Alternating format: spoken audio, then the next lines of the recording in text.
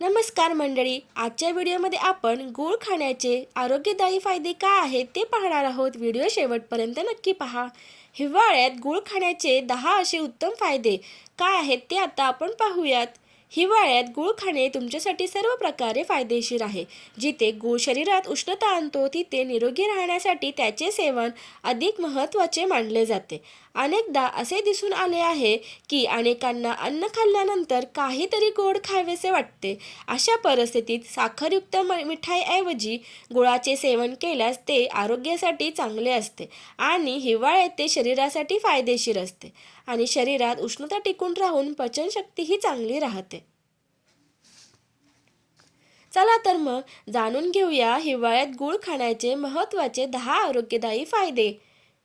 पहिला, हिवाळ्यात रक्त परिसंचरण सामान्यतः खूप मंद होते, परंतु गुळाचे नियमित सेवन केल्यास रक्ताभिसरण चांगले राहण्यास मदत होते। रक्तदाबाच्या समस्यांवरही फायदेशीर आहे। गूळ हा मॅग्नेशियमचा उत्कृष्ट स्रोत आहे। गूळ खाल्ल्याने स्नायू, मज्जातंतू आणि रक्तवाहिन्यांच्या थकव्यापासून आराम मिळतो आणि अशक्तपणा दूर करण्यातही ते खूप उपयुक्त ठरते। सर्दी आणि संसर्गाच्या औषधांमध्ये गुळाचा वापर केला जातो। या दिवसांमध्ये घसा आणि फुफ्फुसांचे संक्रमण खूप लवकर पसरते आणि गुळाचे सेवन केल्याने तुम्हाला हे टाळण्यात खूप मदत होते। गुळाचे सेवन पाचन समस्यांवर उपचार करण्यासाठी देखील खूप फायदेशीर आहे। जेवणानंतर थोडा गूळ खाल्ल्याने तुमची पचनशक्ती आणखी सुधारते। पोटाच्या समस्यांवर गूळ हा एक अतिशय फायदेशीर उपाय आहे। हिवाळ्यात गुळाचे रोज सेवन केल्याने सर्दी, खोकला पासूनही तुमचे रक्षण होते, कारण गुळाचा प्रभाव उष्ण असतो।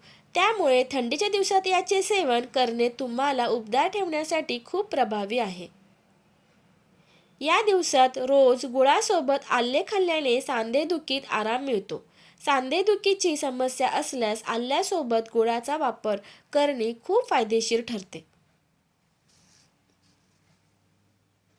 गूळ आणि काळ्या तिळाचे लाडू बनवल्याने हिवाळ्यात दम्याचा त्रास होत नाही आणि शरीरात आवश्यक उष्णता राहते।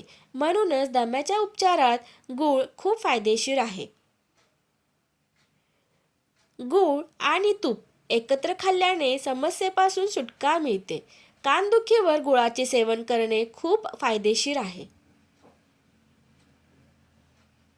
हिवाळ्यात श्वसनाशी संबंधित आजारांसाठी 5 ग्रॅम गूळ मोहरीच्या तेलात मिसळून खाल्ल्याने श्वसनाच्या त्रासापासून सुटका मिळते। जरी थंडीच्या दिवसात भूक जास्त लागते पण भूक कमी वाटत असेल तर या समस्येवर गुळाचा उपाय आहे।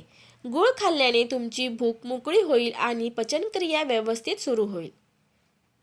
व्हिडिओ कसा वाटला कमेंट करून नक्की सांगा। व्हिडिओ आवडल्यास व्हिडिओला लाईक, शेअर आणि सबस्क्राईब करायला विसरू नका। धन्यवाद।